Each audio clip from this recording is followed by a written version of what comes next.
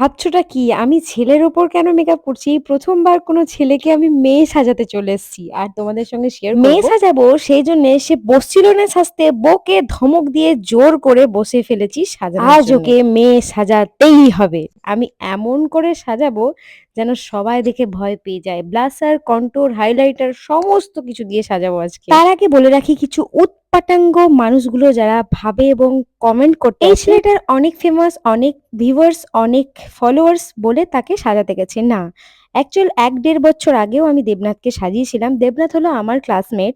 তো বন্ধু হিসাবে, ভাই হিসাবে যেহেতু আমার বিয়ে হয়ে গেছে অনেক আগে, তো রিঙ্কিদি করে রিকোয়েস্ট করার পরেই কিন্তু আমি সাজিয়েছি। ১-১.৫ বছর আগে ওর এনগেজমেন্ট ছিল, তখন কিন্তু ওকে কেউ চিনত না। তখনও আমি সাজিয়েছিলাম। হালদি থেকে শুরু করে বিয়ে সমস্তটার জন্যই কিন্তু মেকআপ আর্টিস্ট বুক করা ছিল। ইভেন রিসেপশনের জন্য। কিন্তু তার মেকআপ দেবনাথের মুখে কিন্তু একবারে ফুটে উঠেছিল এবং ভেসে উঠেছিল। মানে বাজে লাগছিল দেখতে।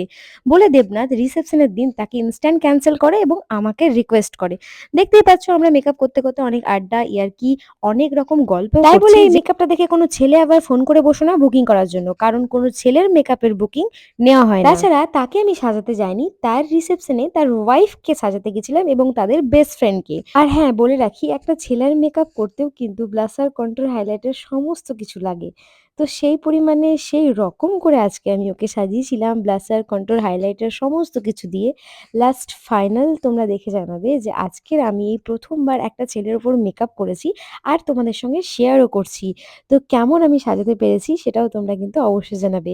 আর হ্যাঁ, তোমরা ভালো বলো আর খারাপ বলো, কিন্তু প্লিজ কোনো ছেলে আমাকে কল করো না বুকিং করার জন্য। কারণ কোনো ছেলের বুকিং নেওয়া হবে না। এই দেখো ব্লাশার দিয়ে ভাবলাম গালটাকে লালই করে ফেলবো। কিন্তু না, তার বিয়ের দিন তার সঙ্গে ইয়ার্কি মজা করলে অন্যদিন করব। রিসেপশনের ব্লগটা যদি তোমরা দেখো হাসতে প্রায় পেট ব্যথা হয়ে যাবে। কারা এক্সাইটেড বলো তো রিসেপশনের দেবনাথের ব্লগ দেখার জন্য? কারণ দেবনাথ সত্যি ছেলেটা একটা মজার ছেলে। কারণ এমন হাসির কথা বলেছে আমি বসে অনেকক্ষণ আগে হেসে নিয়েছি।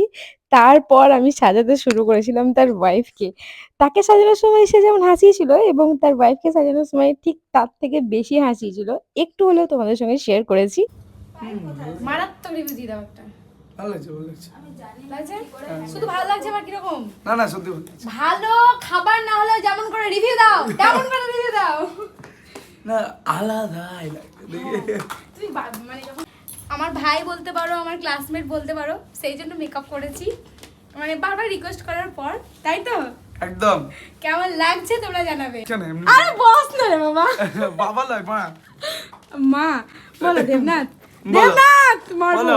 বলো কেমন লাগছে। খুব সুন্দর লাগছে। অন গড বলছি, আমি ন্যাচারাল মেকআপ চেয়েছিলাম।